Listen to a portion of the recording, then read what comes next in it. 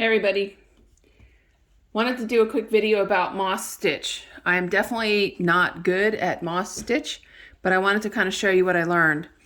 When I went to St. Louis, Missouri, to the St. Louis t-shirt company, Amy and Helene were super nice, and they gave me these Poodle scrim felt cutouts.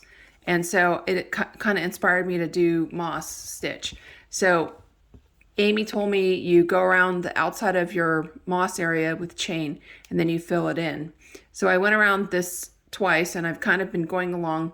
I had a couple of video outtakes. So here I am on the last thing.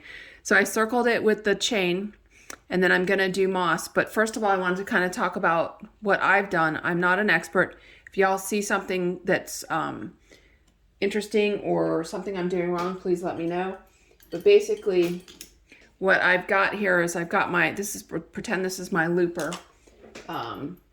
actually, and then there would be a hole in the center of the looper. So normally when you're chain stitching, your notch is up here somewhere in this area. Most of y'all will have a quick change worm gear under your machine, and you flip it around so your notch goes 180 to the other notch. Singers are a little different. If you have a original singer, the moss and chain are not 180 degrees apart, so you have to make sure that when you set your timing, it's set to the right part of the notch. I do have some of that information in the Facebook group. So anyway, but to go on, so you flip your notch around, and then you're supposed to take your notch in your needle, notch in the looper, notch in the needle. And normally you're chain stitching with your notch in your needle at 6. You're supposed to flip it around to 12. Okay, but on this machine, which is a Mauzer, I found that I'm getting better moss if I put the hook in my needle at exactly 1:30. I tried, 10, 10:30, 11. I tried, 1, 3 o'clock. I tried all those, and I'm getting the best results with my hook in my needle at 1:30. So basically this is my test piece. So you loosen the tension, you flip your worm gear so your notch is down here, and you flip your needle around somewhere over here. And then when you put the fabric under, if you pull one rotation by hand and you get thread coming up, you know that you are timed right and you're going to make moss because you got it caught on the thing.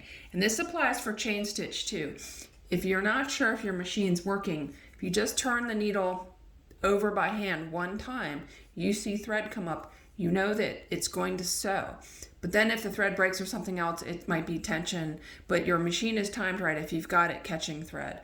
So what I found out is that it moss stitches better in circles, not in a straight line.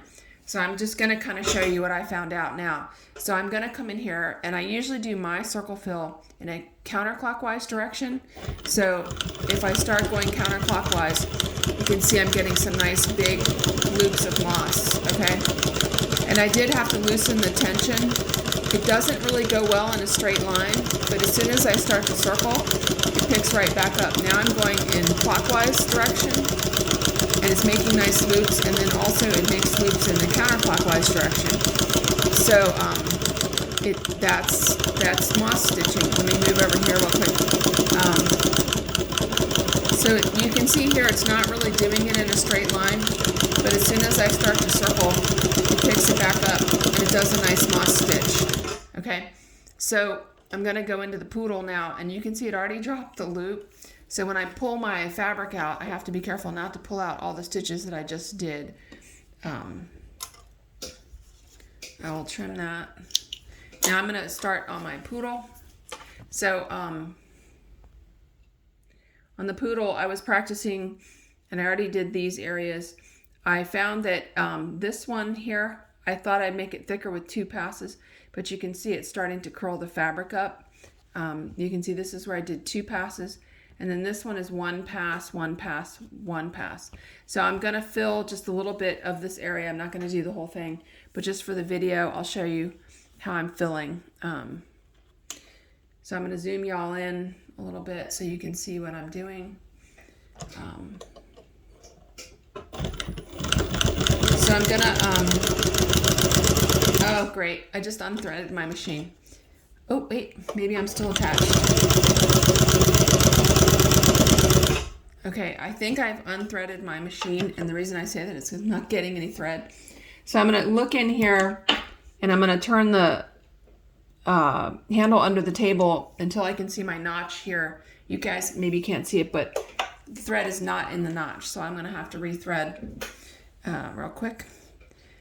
Sometimes if you turn or move your machine around, you can pop the thread out of your notch and you will be unthreaded.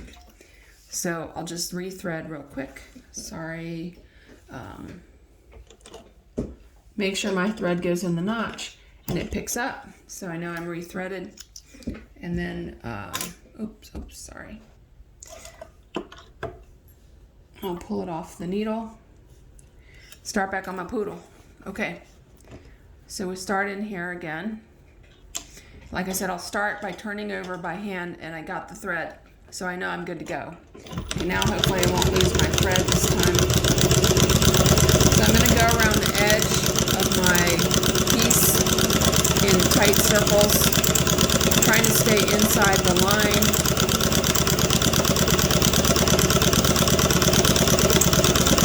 And I'm not going to do this whole thing, so I'm going to circle back to where I started. It's hard to talk and make circles at the same time.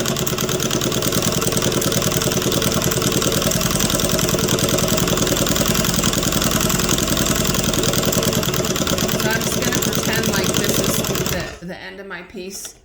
And I'm going to pull tension out from below and try to see if I can get this out.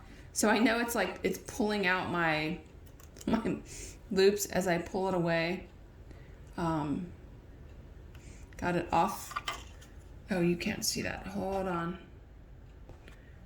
I pulled it away and I got it off. And I got one big loop sticking up, so I'm going to hold on to that. I'm going to pull it out. I'm going to cut the thread from below. And then I'm going to take and I'm going to pull this loop back down in to the right length of the other loops, and then I'm going to flip it over and I'm going to cut that off. Okay, so you can see on the back side, those are my circles. This is my starting thread. I'll cut that off.